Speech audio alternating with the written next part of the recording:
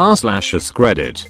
People who were adopted when they were old enough to remember it. How long did it take for your adopted family to feel like your family? I was adopted by my foster family when I was 5 years old. I had been with them since I was a baby, but I fully understood there was a difference between being a foster kid who called them mom and dad and being their kid. A lot of kids came in and out of the doors that called them mom and dad, but I knew that if I was adopted it meant I got to stay. This may sound harsh, but I sincerely appreciated it. When my parents were waiting to hear about the adoption, my mom sat me down and we had a very tough conversation. I obviously don't remember the details, but I do remember one thing. A yes to the adoption meant I could stay with them forever. A no meant that I would likely be moved to a new foster home.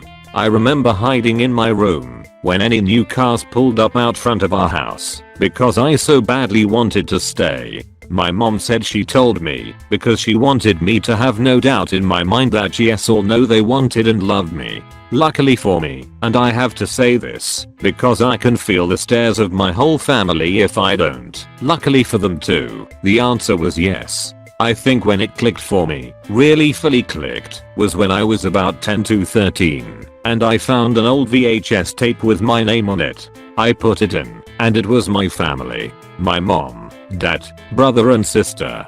They were all standing in front of the camera and they were talking about me. My older brother said something I'll never forget. I have a little sister. Her name is Eliendra. I guess she isn't ours yet, but we want to keep her. I really hope we get to cause I love her a lot. That did it. Knowing that this awkward 14-year-old kid loved me so much he was willing to say that into a camera for a tape my parents planned to send with me if I couldn't beat this. I was a mess. I still can barely watch it now without bursting into tears. My brother and I are about 12 years apart and we are the best of friends. It definitely helped that all of my extended family felt the same too. Anytime anyone would say something, or make a comment or even mention adoption, my aunts were like vultures. It's the most amazing feeling ever. Well, that doesn't matter, she is ours. Always has been. Followed by crushing hugs from at least 5 people. I've read a lot of the comments about people wanting to adopt, and I think that's a big one. Talk about it. Don't let it be a dirty secret. Make sure your kid knows that different biology or not, they are yours. My family was fantastic about it, and I feel like it made a huge difference. I've also read a lot of comments about adopted kids never feeling like they fit with their adopted family. I had that less because I was always allowed to be who I was. I've since met my biological family and I feel much more awkward and uncertain with them. They expect me to be just like them and I'm not. I'm also not just like my adopted family either. I'm just me. My family does a much better job of making me feel valued, loved and accepted for those differences than some of my birth family. That said, I also get along really well with my birth mom, who I just call by name. We met when I was 16. She has never tried to parent me and we have a solid understanding of our role. I have a mom and she is fantastic. My birth mom is not my mom, but I'm her daughter. It's confusing for other people, but it makes sense for us. Once I was in family court. I was having a guy declared dead, of all things, and a girl who was about 11 was being adopted that day. From what I gathered from the chit chat, she'd been fostered by that family for several years, and they'd been waiting years for the mother, drug problems, to finally terminate her parental rights so they could adopt her for good. There were like 30 people there, literally everyone she was about to be related to, grandparents who'd flown in for the occasion, aunts and uncles with toddlers in tow who'd driven 3 states to be there, all dressed in their Sunday best. The girl's adoptive mom was tearing up every 30 seconds and trying really hard to not cry. Dad was more stoic and just kind of staring straight ahead. The lawyer presented the final paperwork to the judge, who looked it over, called the immediate family forward, signed it, reached over the tall desk to shake the girl's hand and said, "Congratulations, young lady, you're adopted," and handed her the paper.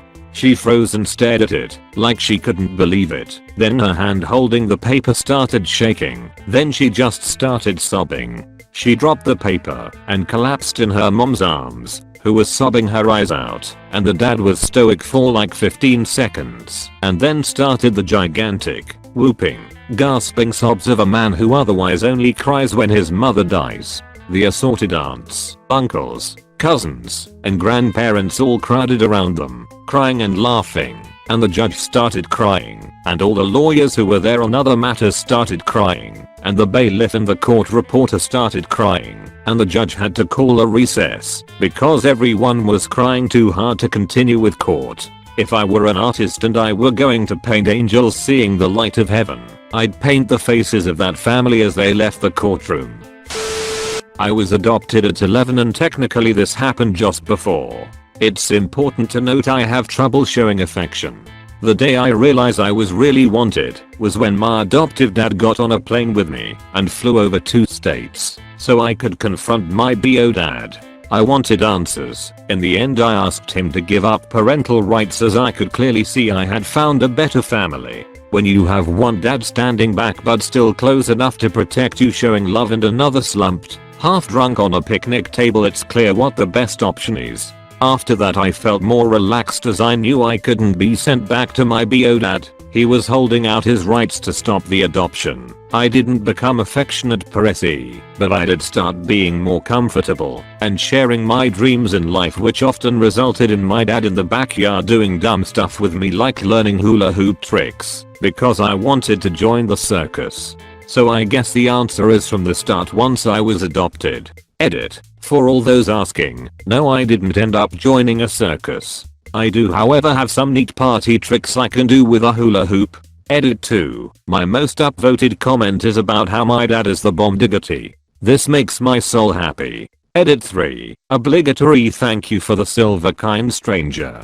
It's my first. And my first gold. My cherry has been popped.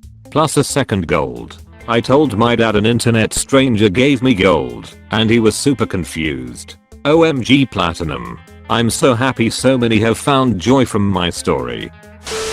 Not sure if this fully counts, but my stepfather adopted me when I was 11. My mom and biological dad got divorced when I was 3 months old. Mom remarried to my stepdad when I was 4, so he had been in my life almost from the beginning. To me, my step-dad always felt like my family more than my bio dad just due to the fact that he was around more and put in effort to really parent me. My bio dad just wasn't ready to be a father and couldn't handle the responsibility it took to parent me when he got to see me every other weekend. And even as a child I could sense that from him. Family is and always will be the people that are there through thick and thin and make a conscious effort to be a part of my life. My step-dad and I are really close, and I never felt like there was an adjustment period. I'm so lucky I have 2 parents that love me and raised me in the best possible circumstances they could. I stopped speaking to my biological father after the adoption process went through. He always spoke poorly of my mother, who is a superhuman of a person, and defied all odds against her. Periodically got into fights, drank excessively, smoked, neglected to feed me to the point where my mom would cook and pack meals to send with me when I'd go to his house for the weekend, etc. It's hard to feel connected to a person that will treat you like that just because they are biologically related to you. On the other hand, my stepdad supported my mother and myself through everything that we went through. He taught me how to be confident, work hard for the things you want, stand up for myself, and be kind to people, even if they aren't kind to you. We watched sports together, taught me how to change a tire, bought me my first drink at 21, and went out to the club with me. He's one of the kindest and most generous people I know. I don't know if this counts as an adoption story. Partial adoption story, I guess. Sorry if there are some mistakes. I'm from Austria, so English isn't my mother's tongue. So, this is kind of a long story. I never had a great relationship with my 2,5 years older sister. Almost all memories I have including her in any way are bad ones. Her shouting at me, hitting me, etc. My parents got her when they were way too young and were even more stressed when they got my two younger siblings, 10 and 13 years younger than me, so they always only watched and never said anything. We always had a sneaking suspicion that my older sister abuses drugs, and last year in summer, I was 17, she 20. We found our suspicion to be true and everything went downhill after that. In summer she was rarely home. It felt like heaven, but soon after school started in September she started coming back home as it got cold outside, and she blasted her music 24/7, smoked weed all the time. That smell grosses me out so much, I could puke, and always had really fucking scary drugged people over. This wouldn't be a problem for me if our rooms weren't right next to each other and if I wasn't such a light sleeper, but because of those things I got like 2 hours of sleep maximum every night. I was close to a mental breakdown because of school, my last year before university, and no sleep, my younger siblings keeping me awake at day and her keeping me awake at night.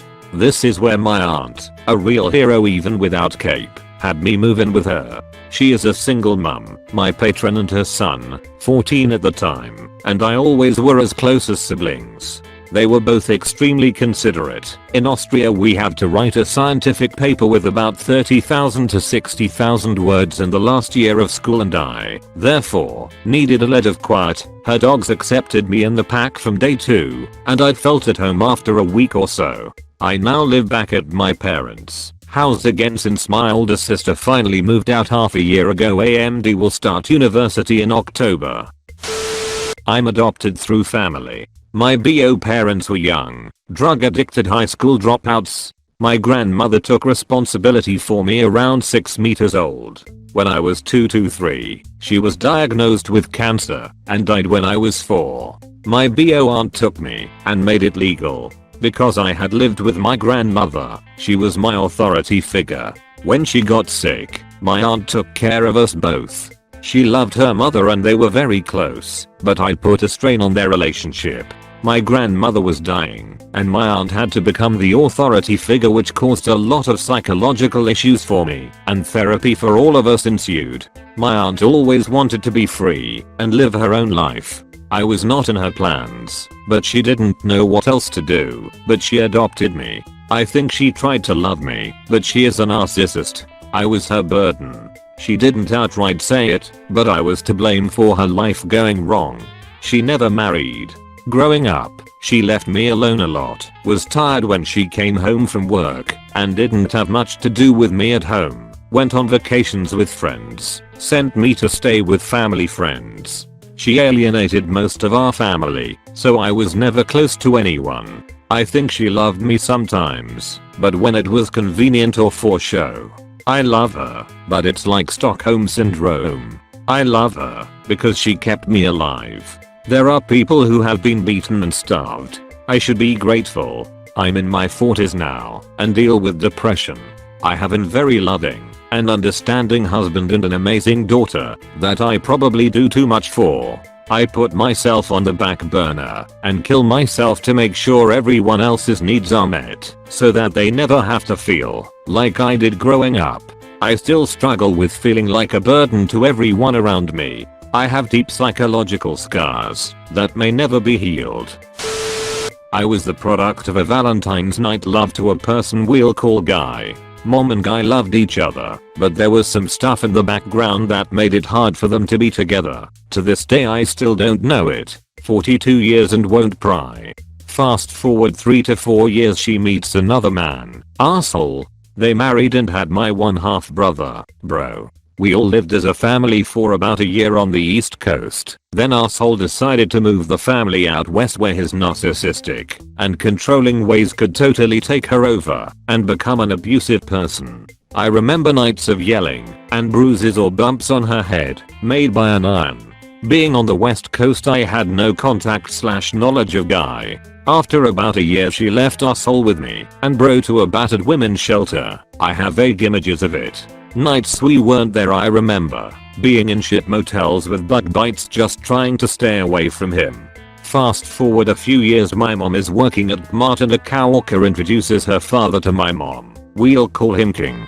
Mom and King hit it off well, and he is a nice guy. I'm about 6 to 7 at the time. They get married after about 6 months. I don't remember this, but soon after our soul shows up and kidnaps bro and I as a way to use us as leverage to get her back. FBI is involved. After a week or so I get back home and King and Mom introduce me to guy telling me his is my biological father and he is handing over all parental rights so that King can adopt me and they can do legal stuff. So he will be my protector, adopt me. King becomes my stepdad, but all I know him as is dad. He is the provider, the father, the leader, the masculine role model in my life. I didn't understand any of it. As a little kid I was just thinking as my toys and cartoons don't change I'm on board. I spend a week with Guy, never saw him again. Adoption is finalized, and King is my dad. To this day I still call him dad, and always will. PS. Asshole died of AIDS in the early 90s. Guy died of colon cancer in 2016. Part of his last wishes was for his 2 children to find their lost brother somewhere on the west. They found me, and we are building bonds. They tell me he was such a simple man he thought that when he handed over rights he was not to be in contact, and he regretting not understanding more as he couldn't read. I wasn't adopted, but left my mother to live with my grandmother and her husband when I was 8. I'm 19 now, and the whole time I accepted them as my guardians, but I never thought of them as my parents. I was always closer with my grandmother. Maybe it was just because we were related by blood, but when I was 16 or so my grandpa, as I refer to him now, was diagnosed with a stomach disorder that made him unable to do his job as a trucker. We get some benefits, but life was hard from then on, sometimes losing cable and internet because we couldn't afford it. Food in the house being short most of the time, but we still got by nonetheless. Now, we shouldn't have been as rough as we were, but my grandmother was managing our money/bills as she had been working jobs as a bartender, and as it turns out, she was actually horribly mismanaging it. She had been spending money on weed, clothes, random stuff etc. that should been going towards bills.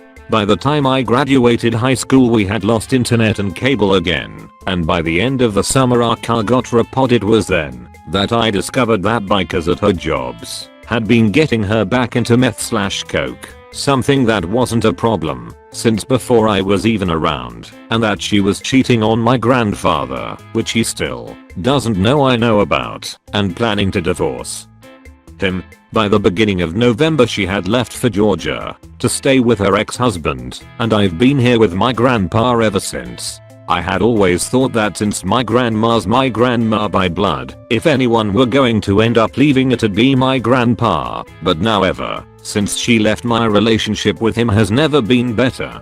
I don't have my license, and we still don't have a car, so I often end up skating down to the nearest store to get him what he needs. If he's not feeling well enough to make the trip on his own, do the heavy lifting around the house etc.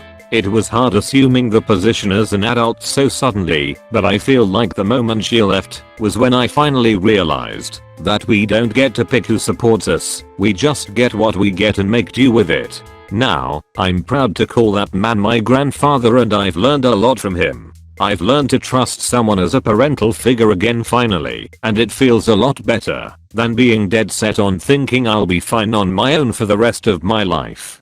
Thank you, Grandpa, I love you. So this is a friend story, but my friend, we'll call her Jen, became the sudden guardian of her niece, Stacy, when Stacy's mom, Julie, was sent to jail for multiple DUIs. Jen was white, and her sister Julie was white, but Stacy was biracial, though her dad had not been in the picture since she was born. Julie had washed Stacy's hair with drugstore shampoo for oily hair since Stacy was born, and when Jen got custody of Stacy, Stacy's hair was a super dry rat's nest, tangled and dry, and broken and frizzy. Stacy was so shy she basically couldn't talk around strangers. Jen got the call at around 8 PM and went to pick up Stacy from the police station where Julie had been imprisoned, and Jen texted me, I had hair knowledge, around 10 PM. She said, hey, I know you know about hair, and Stus's hair is a hot mess. Julie never learned how to take care of black hair. What should I do? I don't want her to go to school with this big mess, and she's super self-conscious. I got this text, and I went holy shit, I have to call Mary. My husband was like, you cannot call Mary, it is 10 p.m. I was like, dude, it is a black hair emergency, I'm calling Mary. And he was like, she's going to be pissed. It's 10 p.m. And I was like, I don't think you understand what a black hair emergency is. So I called Mary, who was a pastor and a leader in the local African American community, and I left a message and I said, I'm sorry to call so late, but my friend who's white just became the guardian for a biracial child, and her hair is a mess and she doesn't know what to do. Please help. I got an immediate text saying stand by, and then a call back around 10:45, and she said, okay, I have made a bunch of calls. Your friend needs to bring her to $SPECIFIC salon at 10 a.m. Nadia is going to take care of her hair, and she is great with children, and I've gotten in touch with my niece who is a social worker who specializes in multiracial families. And she is bringing in some white moms to talk to your friend, and some other kids to talk to Stacy, and if your friend can block out 4 hours the salon is going to teach her about black hair care.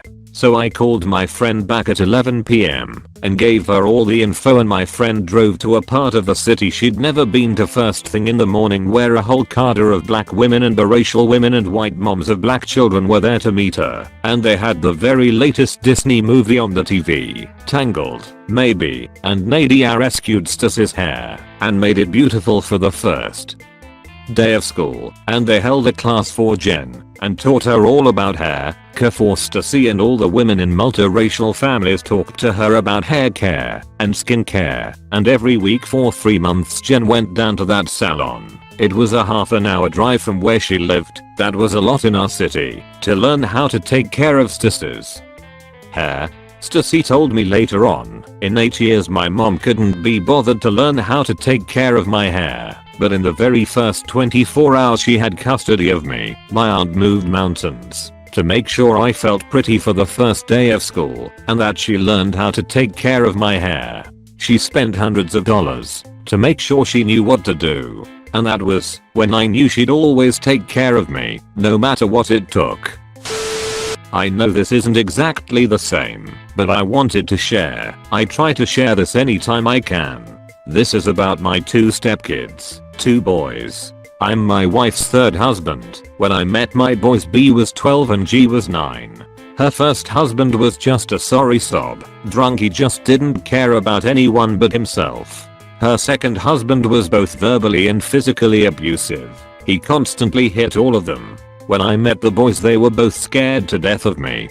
That whole first day they avoided me, even hiding behind their mom whenever they had to interact with me, until they had went to their room to play. I noticed they were back there wrestling, and of course B was beating up on G. I snuck down the hall, paused at the door, and waited for my chance. I saw it, and I jumped in and restrained B, and told G to get in some free hits on B. I promised G that B wouldn't hit back. It took a minute or 2. I had to take G's hand and slap B with it before he would do it. That did it. After that they both loved me. It wasn't long before I tried to adopt, but B's dad said no. Now he would tell them he didn't have time for them, and I mean those exact words. When they did go to his house they had to stay in the back room, so they didn't bother his drinking buddies, but their younger half brother was allowed out with the adults. It wasn't much longer before they told B's dad he wasn't their dad anymore. I was.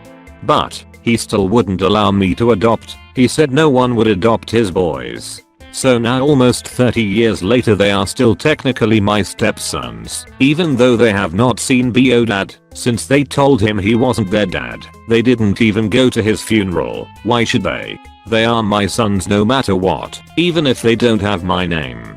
It wasn't long until my parents loved them like one of the grandkids. Matter of fact, out of all the grandkids, 12, my boys were my parents' favorite. I not only had to teach my boys to be independent men and had to overcome the crap they faced, but I was also dealing with teaching my wife how to be an independent, strong woman. I wanted a woman that could stand on her own not someone that said yes to everything I said. I'm so proud of the people they have all become, despite the arguments from the independent people they became lol. I was adopted at age 10. My parents were in their 50s, and they had 4 natural born children. 2/4 were adults. The age gap between their youngest and myself was 7 years. The oldest was 15 years older than me. They were good people, but they shouldn't have adopted me. The age gap between the parents and the children and I just seemed too much. They met my physical needs of shelter and food, but put in minimal effort cultivating a genuine familial relationship. Their natural born children were more focused on starting their adult lives, with schooling, jobs, and their own relationships. The parents regularly made extra effort to be a part of their children's lives so much that it was impossible for people outside of the family not to notice and bring it up. Before I left, I felt more like a burdensome pet than a child that they chose to adopt. As an adult now with some perspective, I can see even more clearly how bizarrely I was treated. I remember there were times, after I had moved out on my own, that their children would come to town to visit their parents and no one ever let me know they were coming or thought to reach out while they were in town. After years of trying to build a closer relationship, I finally decided that it's not worth the heartache of trying to be a part of a family that's just not interested. I wrote each one a personal letter expressing how sad I was about the situation and apologized for not being able to figure out how to be the person they wanted in their family. 2 of them wrote back that they were surprised I felt that way and promised to reach out more. No one else responded, and although I have all the same contact info, I've not heard from any of them in 5 years. Through this whole experience of being in the foster care system and then adopted, I do find myself now struggling with being able to be fully emotionally vulnerable. Although I do care strongly for the friends and girlfriends I've had, I still struggle to open up completely and love those people who are close with me. In short, I never felt like they were my family. Adopting an older child requires more effort than just providing their basic needs. I needed them to really get in my head and heart and find out who I was, and no one was willing. My wife and I adopted in November last year. They moved into our home in April 2018, and we fostered them until the court finished the adoption paperwork. It was a sibling group of 4, ages 7, 5, 3, and 1. The 3 oldest absolutely remember life before adoption. They were all in foster care for 2 years, minus the youngest obviously. Over the last year I've learned that kids crave family. While my children were very wary of my wife and me, they absolutely wanted to feel like a family. It created this very clear push and pull, where they would want to cuddle, read together, and do family outings, but would have these seemingly random tantrums when they felt like we were too close. They craved family, but they were scared of it too because they had learned to guard themselves from closeness. I can't speak for my kids as to exactly when they felt like we were a family. However, there have been a few moments when we've clearly grown together. The first was when the oldest had a 4-hour tantrum, destroying his room. This was after a week straight of daily tantrums. I was in there with him, sitting on his bare bed, and he was hiding underneath his mattress in the corner. I told him, "Michael, you can't make me not love you. I'm not mad about your room. That being said, I'm going to sit here until you decide to clean it." He had been waiting all week for me to explode in anger, and this was the absolute last thing he expected. 20 minutes later he started to clean. Another sea change for our family was when our black lab, Grim, got cancer in December and had to be put down. It was completely unexpected and incredibly rough for us all because Grim had been our rock through everything. He was a quiet, calming presence in the middle of every tantrum. He was always ready to love everyone, no matter what they did. That unconditional love was something we had talked about a lot as a family. When he died, the other kids got to see grief modeled for them for the first time in a positive way. As we explained his cancer, they kept commenting on how I or my wife were crying.